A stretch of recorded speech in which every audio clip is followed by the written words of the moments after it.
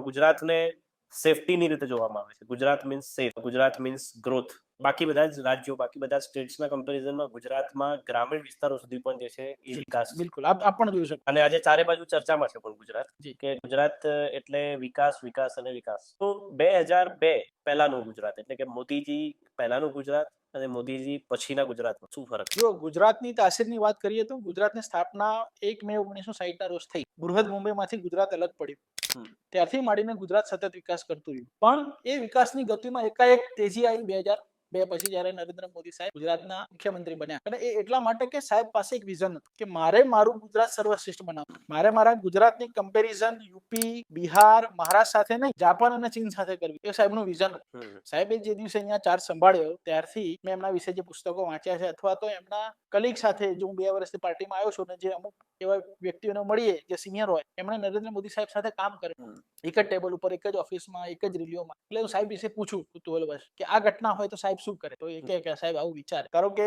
પરમ દિવસે બંધારણ દિવસ ગયો, એક ઉદાહરણ છે, હું કમલમમાં હતો ત્યારે વાત નીકળી, તો એ કીધું કે સાહેબ મુખ્યમંત્રી હતા ત્યારે એમણે સુરેન્દ્રનગરમાં બંધારણને હાથીની અંબાણી, એક હાથી અને એની પર અંબાણી, એની પર બંધારણ મૂકી અને એની યાત્રા કાઢી. તો આ જે વિઝન છે નરેન્દ્ર મોદી સાહેબમાં છે, અને એ વિઝનનું ફળ છે કે ગુજરાત આજે આગળ વધી રહ્યું છે.